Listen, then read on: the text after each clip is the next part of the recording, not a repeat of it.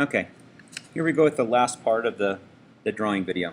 What I've done on the back side of my evaluation, which is a good place to do it so you don't lose them, I've laid out some rough sketches of what I want my pegboard to look like. What I have here is I have different variations of the wood glue up. With this one, I might want to go walnut and maple and walnut.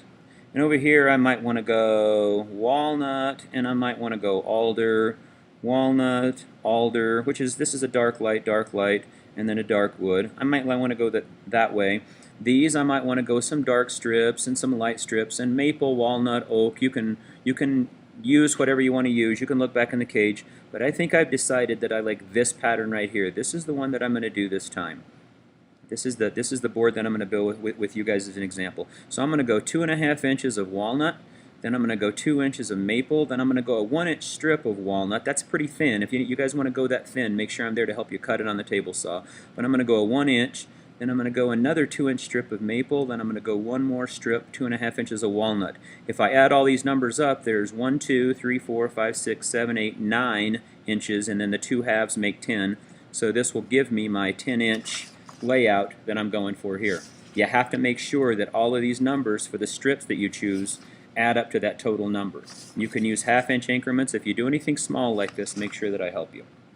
Okay, so I'm going to lay my sketch to the side for right now, and I'm going to start laying this out on my drawing. So what I need to do now is I need to go 2.5, but remember I'm doing half scale, so half of 2.5 is 1 1/4.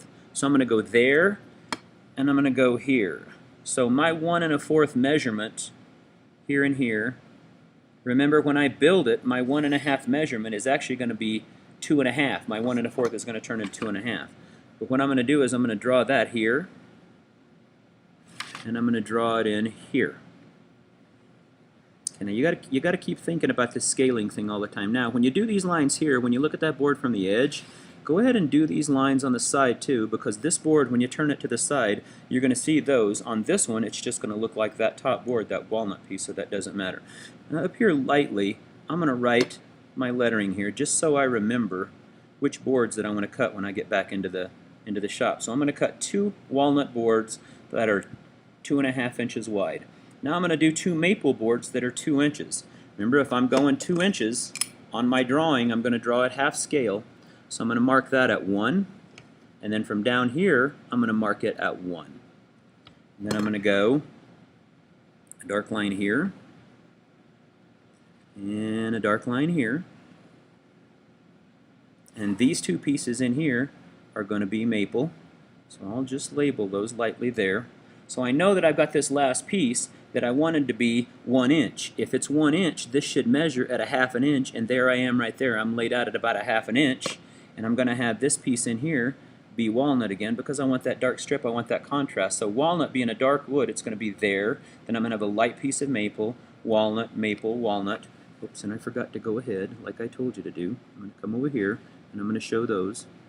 So on this end, I would have a dark wood, a light wood, a dark wood, a light wood, and a dark wood. I like that contrast, so that's what I'm going to go with. Now, dimensioning this is pretty easy. The strips of wood, all I'm going to do is right in this space in here, I'm going to do myself some guidelines. Not some guidelines, I'm sorry, some extension lines. Extension lines, call it the right thing. I'm going to do my extension lines. Remember, don't want my extension lines to touch either side, either the front side or the top side. And then all I need to do from there is I need to go in and draw in my dimension lines. So I'm going to go 1 there, and then I'm going to draw a double there, a double there, a double there, there, and there. Then I can do arrow leaders. I know that this is going to be 2.5 inches. I know that this one's going to be 2.5 inches. This one, look back at my drawing, I was going to go 2 inches there, and I was going to go 2 inches here. Then right in the middle, I need to open this up a little, and I was going to go 1 inch there. And then I can go ahead and put my arrow leaders on all of them. So this is, before I let you go into the wood shop and start cutting wood, you need to have your drawing done at least to this point.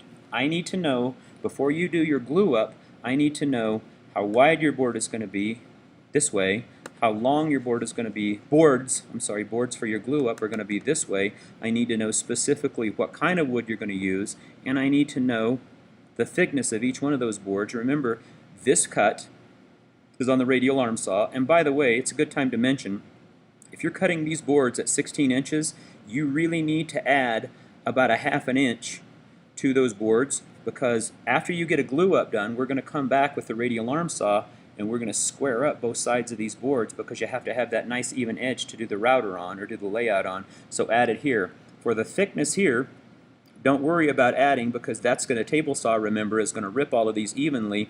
We're going to take you to the glue up table, which is going to be another demonstration that I give you, and we'll glue up all of these pieces, and then we'll glue scrape, and I'll surface plane. That's all steps coming up. But for right now, you need these pieces, this drawing, to go back into the cage to do your glue up. As soon as you finish your glue up, you'll come back in, you'll fire up the video number 4, which I'm going to take you to laying out and helping you start designing your pattern.